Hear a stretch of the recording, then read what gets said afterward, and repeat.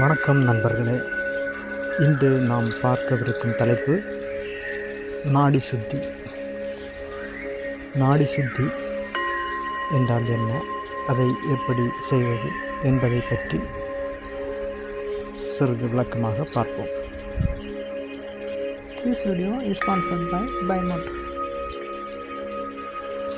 சித்தர் பெருமான் திரு மூலர் அவர்கள் திருமந்திரத்தில் நாடி சுத்தி எவ்வாறு செய்ய பழக வேண்டும் என்பதை விவரித்து தந்திருக்கின்றார்கள். இந்த நாடி சுத்தி என்பது பிராணாயாமம் என்கின்ற படிகளில் உள்நிலையாக வருகிறது. எளிதாக புரியும்படி சொல்ல வேண்டுமானால் இது ஒரு மூச்சு பயிற்சி எனலாம். அந்த மூச்சு பயிற்சியில் அந்த மூச்சை உள்ளிழுத்து வெளியே விடுவது எவ்வாறு என்பதை ஒரு விகிதாச்சார அடிப்படையில் வகுத்து தந்திருக்கின்றார்கள். இந்த நாடி சுத்தி பயிற்சியால் நமக்கு ஏற்படும் நன்மை என்னவென்பதை பற்றி பார்த்தால், நாம் உயிர் பிராணனை அதிகரிக்க செய்கிறது. முதலில் நாம் இந்த மூச்சு பயிற்சியை எவ்வாறு செய்ய வேண்டும் என்பதை பற்றி பார்ப்போம். ஒரு அமைதியான இடத்தில் நமக்கு சௌகரியமான ஆசனம் தெரிந்தவர்கள் என்றால் அவ்வாறு பத்மாசனம் முதலான ஆசனத்தில் அமர்த்த வேண்டும். அந்த ஆசனங்களை பற்றி தெரியாதவர்கள் என்றால் நமக்கு எவ்வாறு அமர முடியுமோ அவ்வாறு அமர்ந்து கொண்டு இந்த பயிற்சியை செய்யலாம். முதலில் கட்டை விரலால் வலது நாசி துவாரத்தை அடைத்து கொண்டு இடது நாசி வழியாக மூச்சை உள்ளிழுக்க வேண்டும். இவ்வாறு உள்ளிழுத்த பின் மோதிர விரல் மற்றும் சுண்டு விரலால்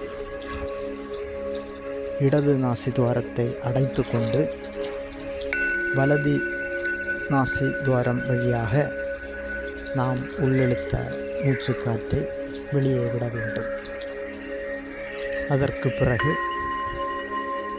வலது நாசி வழியாக மூச்சுக்காற்றை உள்ளிழுத்து இடது நாசி துவாரம் வழியாக வெளியே விட வேண்டும். இவ்வாறு ஒரு முறை செய்வதை ஒரு சுற்று என்கிறோம். முதலாக நாம் இந்த நாடி சுத்தியை பழகும்போது ஒரு சுற்று மட்டும் செய்து பழக வேண்டும். சிறிது நாட்களுக்கு பிறகு இந்த நாடி சுத்தியை செய்யும்போது இடது நாசி வழியாக மூச்சை உள்ளிழுத்து, அதாவது 3 நொடிகள் நாம் இந்த மூச்சுக்காற்றை இடது நாசி வழியாக உள்ளிழுத்தோம் என்றால் அதை 6 வினாடியாக வலது நாசி துவாரம் வழியாக மெதுவாக வெளியேற்ற வேண்டும்.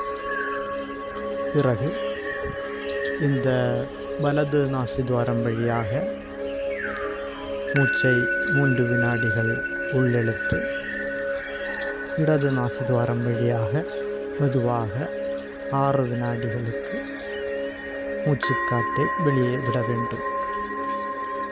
இந்த முறையையும் சில நாட்கள் செய்ய பழகிய பிறகு சரியான நாடி சுத்தி பயிற்சியை நாம் முழுமையாக செய்ய வேண்டும்.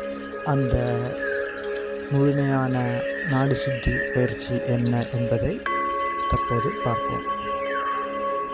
நாம் இதுவரையிலும் பார்த்தது மூச்சுக்காற்றை உள்ளிழுப்பது மற்றும் வெளியே விடுவது என்பதை பற்றி பார்த்தோம். தற்போது இந்த நாடி சுத்தியில் 3 பாகங்கள் உள்ளன. அதாவது மூச்சுக்காற்றை உள்ளிழுத்தல், மூச்சுக்காற்றை உள் அடக்குதல், மூச்சுக்காற்றை வெளியே விடுதல். இதை பூரகம், கும்பகம், ரேசகம் என்கின்ற சமஸ்கிருத வார்த்தைகளால் விவரிப்பார்கள். அவ்வகையில் நாம் பூரகம் மற்றும் ரேசகத்தை பற்றி தெளிவாக பார்த்தோம். தற்போது இந்த பூரகம், கும்பகம், ரேச்சகம் இவை எவ்வாறு செய்ய வேண்டும் என்பதை பற்றி பார்ப்போம். இவ்வாறு பூரகம், கும்பகம், ரேசகம் இந்த முறையில் செய்யும் நாடி சுத்தியே முறையான நாடி சுத்தி. இந்த நாடி சுத்தி பயிற்சியை பழகும்போது நாம் முன்பு குறிப்பிட்டோம் 3 வினாடிகள் இந்த மூச்சுக்காற்றை உள்ளிழுத்து வெளியே விட வேண்டும் என்று. இது அவரவர் சக்திக்கேற்ப அதிகரித்து கொள்ளலாம், குறைத்தும் கொள்ளலாம். தற்போது இந்த நாடி சுத்தி பயிற்சியில் முதலாவதாக ஒரு விகிதாச்சார முறையை நமக்கு சித்தர் பெருமானார் வகுத்து தந்திருக்கின்றார். உதாரணத்திற்கு நாம் தற்போது 4 வினாடிகள் மூச்சுக்காற்றை உள் இழுத்தோமானால் அதை 16 வினாடிகள் உள் அடக்குதல். இதற்கு கும்பகம் என்று பொருள். அவ்வாறு அடக்கிய இந்த மூச்சுக்காற்றை 16 வினாடிகள் கழித்து 8 வினாடிகளாக அதை வெளியேற்ற வேண்டும். அதாவது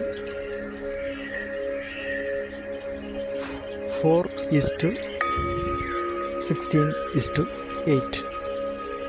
நாம் உள்ளிழுக்கும் மூச்சுக்காற்றை விட 4 மடங்கு உள்ளடக்கி 2 மடங்கு வெளியேற்ற வேண்டும். இவ்வாறு நாம் இந்த விகிதாச்சார அடிப்படையில் பழக வேண்டும். அதாவது 2 வினாடிகள் என்றால் 8 வினாடிகள் உள்ளடக்கி 4 வினாடிகள் பயிற்சி வெளியே விட நாம் பழக வேண்டும். அவ்வாறு தியானம் பழக வேண்டும். இவ்வாறு நாம் நம் சக்திக்கேற்றவாறு இந்த முறையை எத்தனை சுற்றுகள் வேண்டுமானாலும் நாம் பழகிக்கொள்ளலாம். இவ்வாறு நாம் ஒவ்வொரு நாளும் நாடி சுத்தி பயிற்சியை மேற்கொண்டால் நமது பிராணசக்தியானது அதிகரிக்கும். நமக்கு நோய் எதிர்ப்பு சக்தியும் தியானமும் எளிதில் பயப்படும். நன்றி. This video is sponsored by Motor.